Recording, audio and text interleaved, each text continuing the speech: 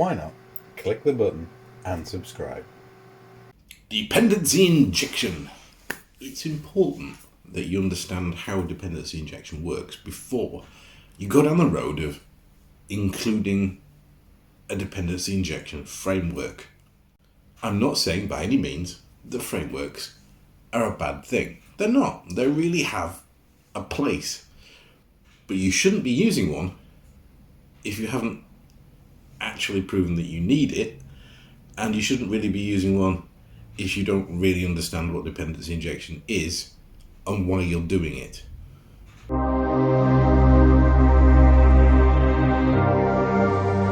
I've come across instances where the use of dependency injection framework has been implemented to reinforce that their code is decoupled and their code is actually using dependency injection.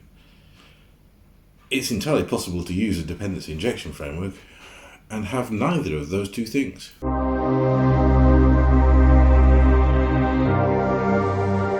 Firstly, in order to inject dependencies, you need to be depending on purely abstractions. By that I mean abstract classes and interfaces. If you're depending on a implementation or a concrete class, you are not decoupled and, well, you're not injecting anything because you already depend on it. You've already got a hard up dependency to that thing.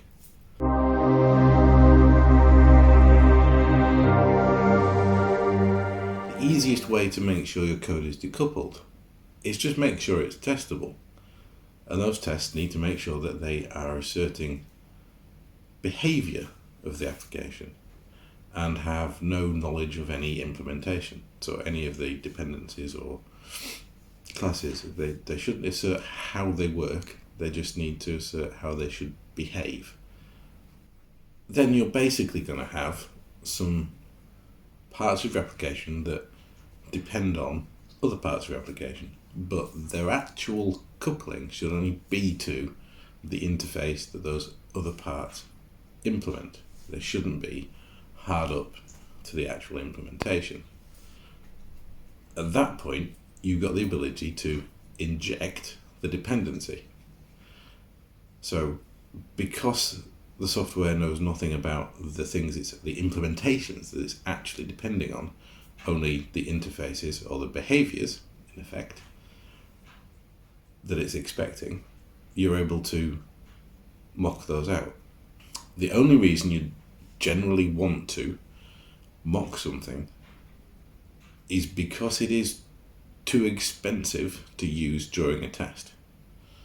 And I suppose an argument for a lack of isolation between tests. So your isolation level always needs to be at the test. So everything that happens in that test should be isolated from any other test. If you've got something that is used by multiple bits of your software, but you want to maintain a known state in order to do a test, that's where you would mock things like databases, things like external IOs, sometimes third-party APIs, so something that you can't, it's too expensive to actually run a test that goes off to a third-party system to gather some information, make some calls, and then come back, because you want those tests to run quickly. And you're not really testing that third-party API, and you're not really testing the database at that point. You're testing your software's behavior, and that behavior includes fetching and pushing data to and from APIs or to and from databases. So those are the things that you would mock. Those are also the things that it makes sense to be able to inject.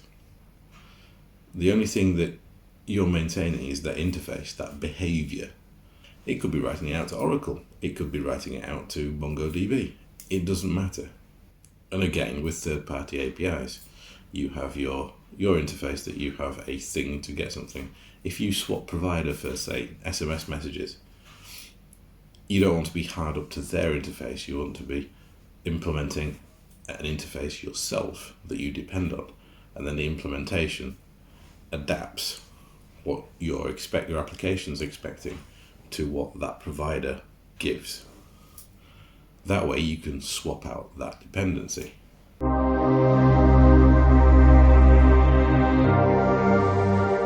And that's where dependency injection comes in, because if you're writing software that's used by many people, you might have an ability to integrate with multiple providers of a thing, like SMS messages.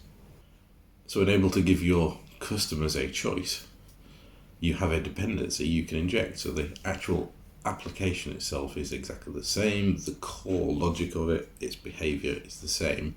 You've got these little plug-in modules that allow you to say, I want to use that, I want to use that, and you can decide that at runtime. And even in that scenario, an injection framework may not always be the right thing. But until you've got to the point where you have that decoupled architecture and you have all your code depending on abstractions, the only thing you can use a dependency injection framework for is lazy instantiation of dependencies you already have.